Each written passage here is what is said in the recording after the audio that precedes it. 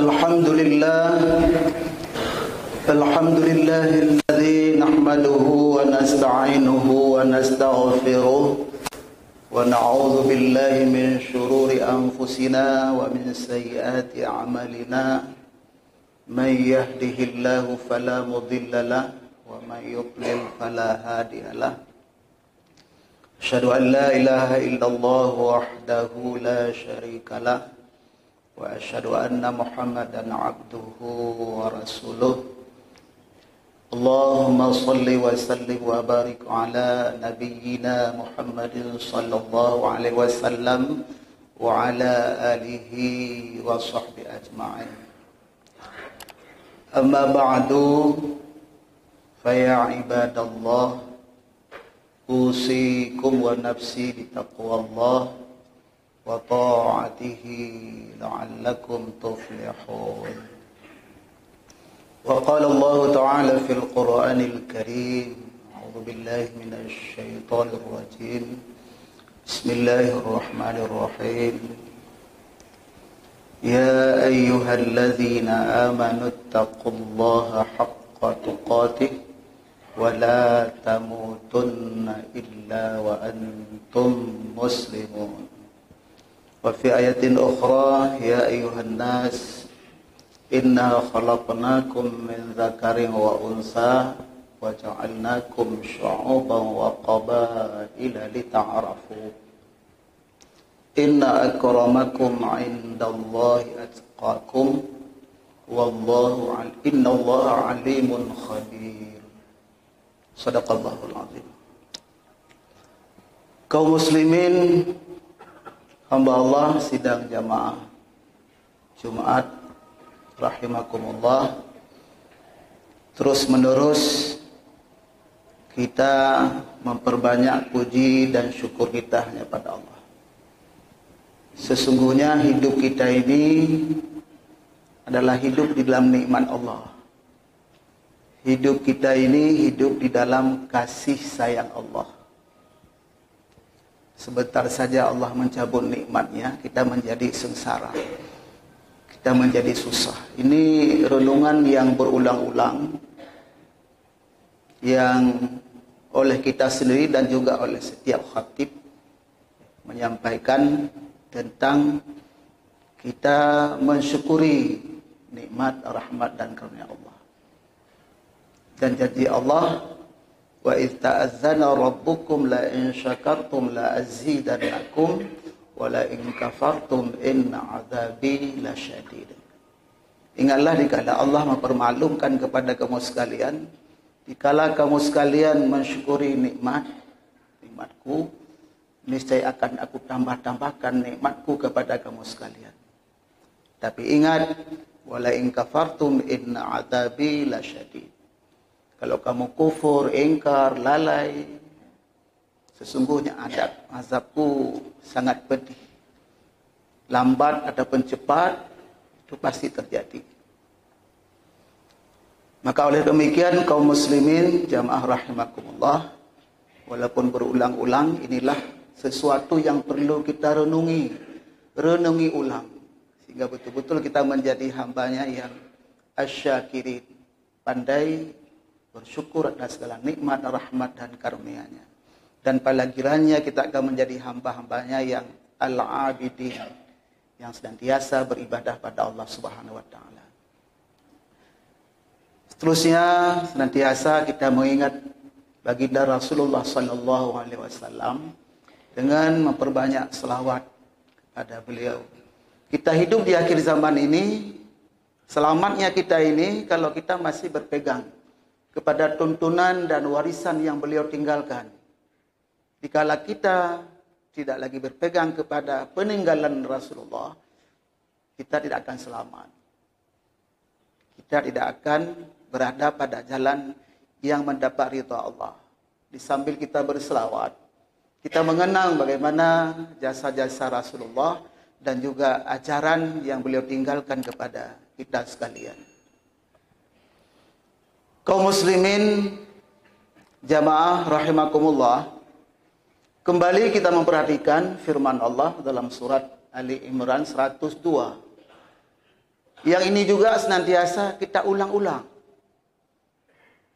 Mudah-mudahan dengan kita ulang-ulang ini semakin mantap dalam hati kita, semakin mantap dalam pikiran kita, dan semakin terdorong kita dengan panggilan Allah ini. Kalau tidak hanya ayat terus berlalu kita dengar, tetapi kadang-kadang tidak ada pengaruh apa-apa bagi kita. Ini sayang.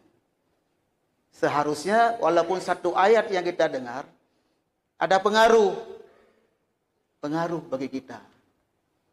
Dalam ayat Allah ini, Ali Imran 102, di situ ada 3 yang perlu kita perhatikan. Pertama, Allah panggil kita dengan panggilan yang sangat istimewa, panggilan yang sangat khusus. Ya ayyuhalladzina amanu. Bukan panggilan sembarangan itu. Wahai hamba Allah yang beriman. Sehingga kita bertanya dalam diri kita, apakah termasuk kita dalam panggilan tersebut ataupun tidak. Kalau termasuk berarti hati kita menjawab, iya ya Allah, aku menerima panggilanmu.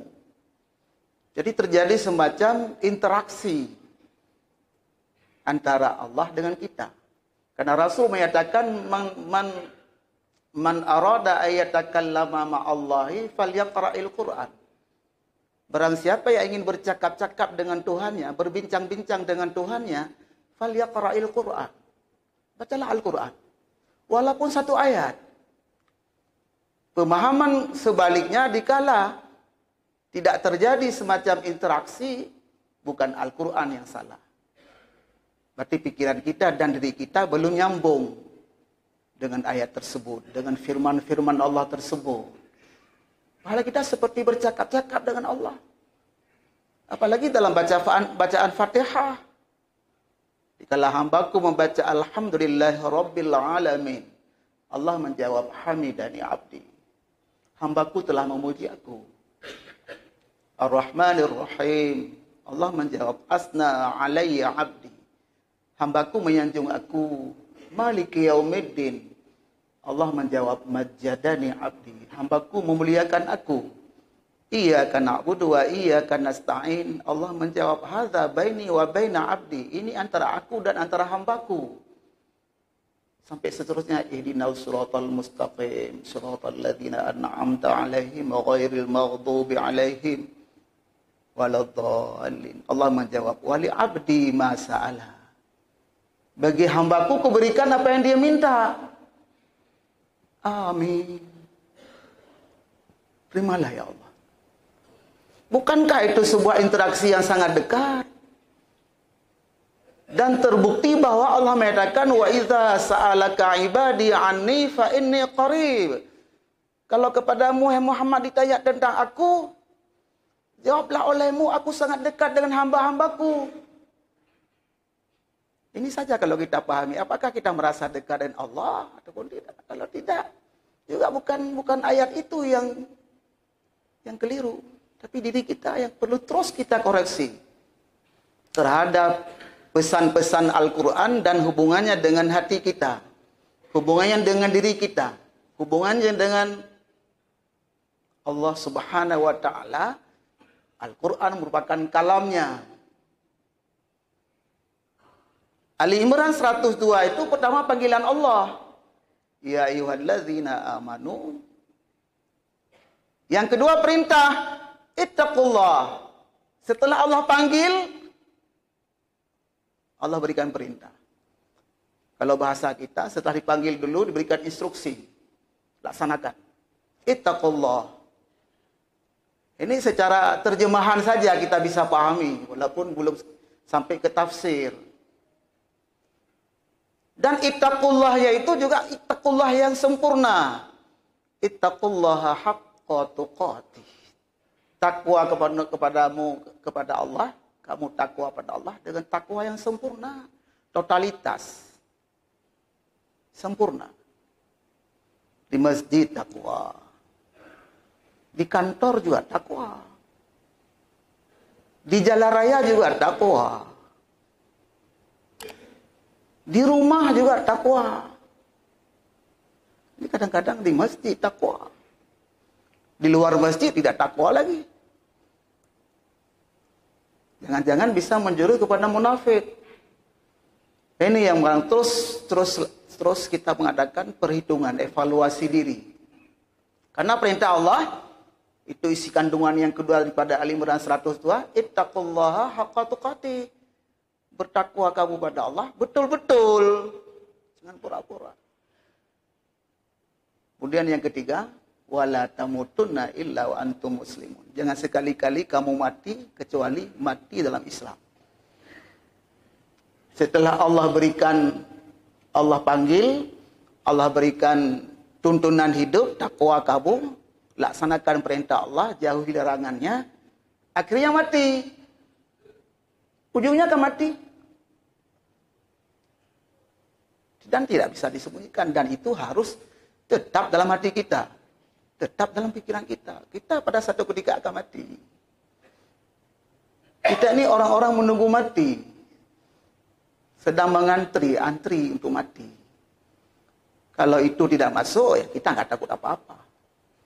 Maka menjadi ciri yang paling utama bagi orang muttaqin, orang takwa itu adalah yu'minuna bil ghaibi.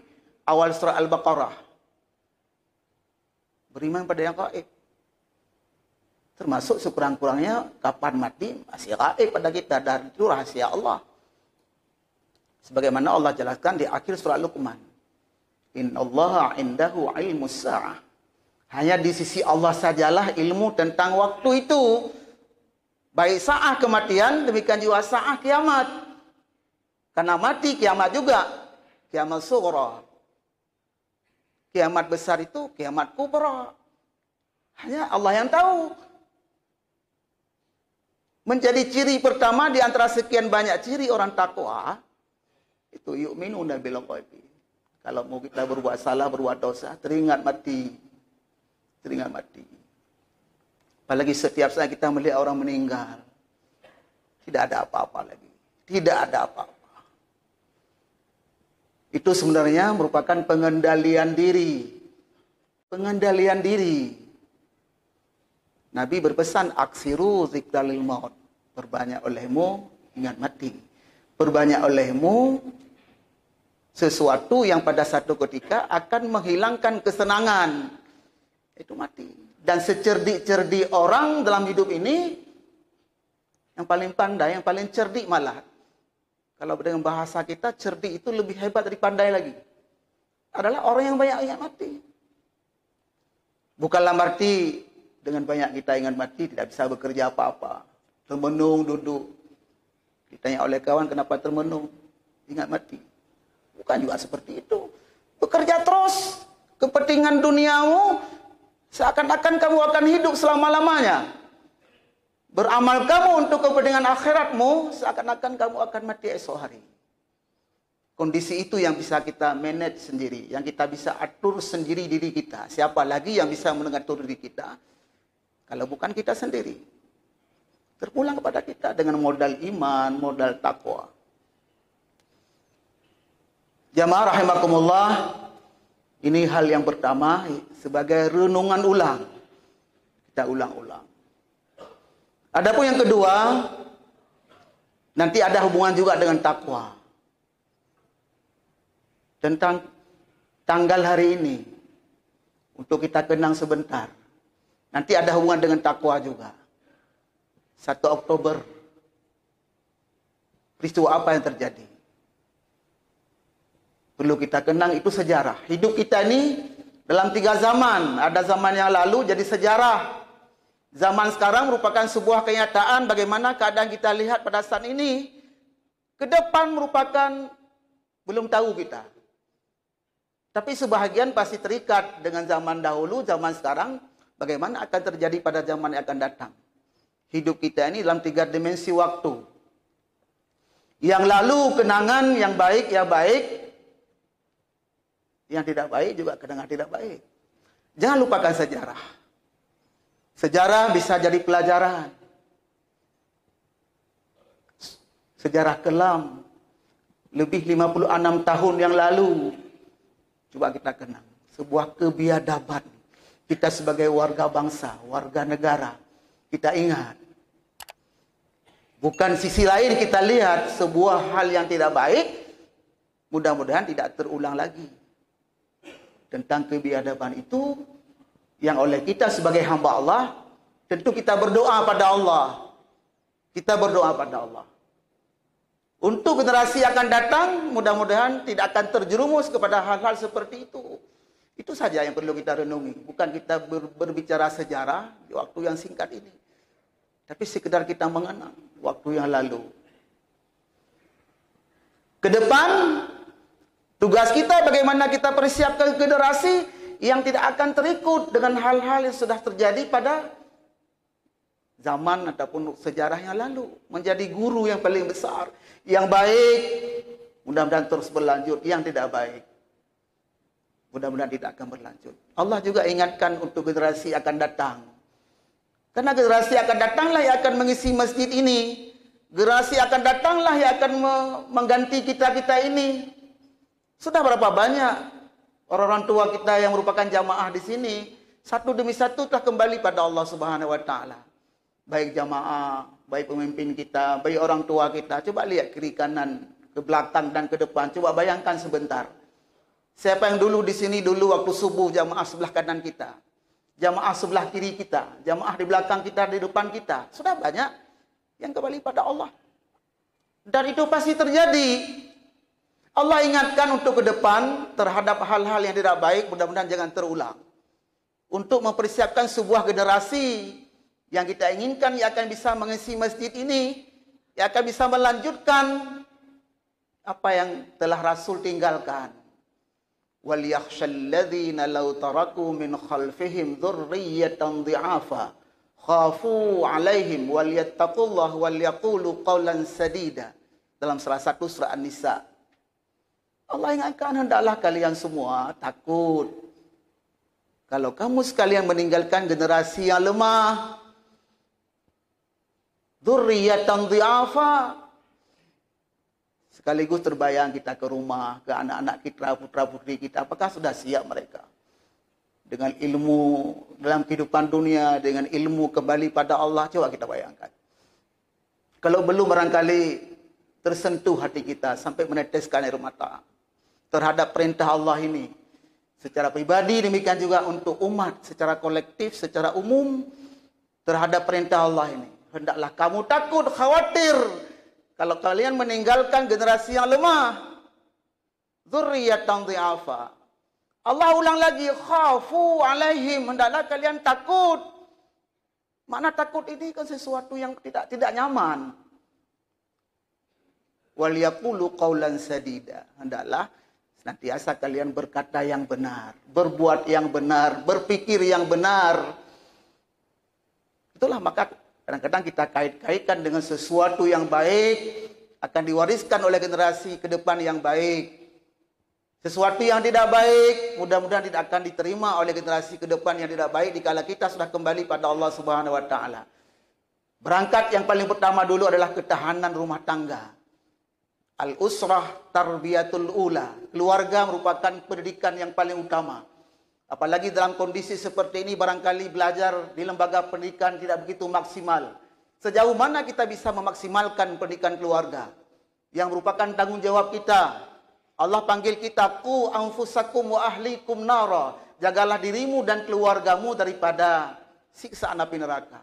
Salah satunya yang bisa menyelamatkan lewat pendidikan. Dikala pendidikan formal barangkali kurang lancar, sejauh mana kita merasa terpanggil untuk berada pada pendidikan informal di keluarga. Ini ada kaitan dengan perintah Allah tadi dan juga ada kaitan dengan peristiwa-peristiwa masa lampau untuk kesiapan generasi pada masa akan datang untuk bisa diwariskan hal-hal yang baik, yang tidak baik tidak akan berlanjut. Kaum muslimin jamaah rahimakumullah, yang terakhir sekali, pesan Allah dalam surah Al-Hasyr ayat 18. Allah panggil kita juga, ya ayyuhalladzina amanu taqullah wal tanzur nafsum ma qaddamat lighad. Wahai hamba Allah yang beriman, takwalah kamu pada Allah. Lebih jauh lagi, wal tanzur nafsum ma qaddamat lighad. Hendaklah oleh masing-masing kamu memperhatikan apa yang telah kamu persiapkan untuk hari esok. Diulang lagi, wal yattaqullah. Bertakwalah kamu pada Allah. Innallaha khabirum bima ta'malun. Allah sangat tahu apa saja yang kamu laksanakan, apa saja yang kamu kerjakan. Jangankan yang kamu kerjakan, yang terlintas di hatimu pun Allah sangat tahu.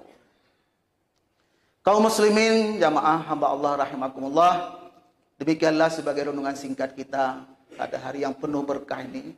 Mudah-mudahan hari kemuliaan yang seperti ini di tempat yang mulia di masjid, kita akan menjadi orang-orang mulia di hadapan Allah Subhanahu wa taala.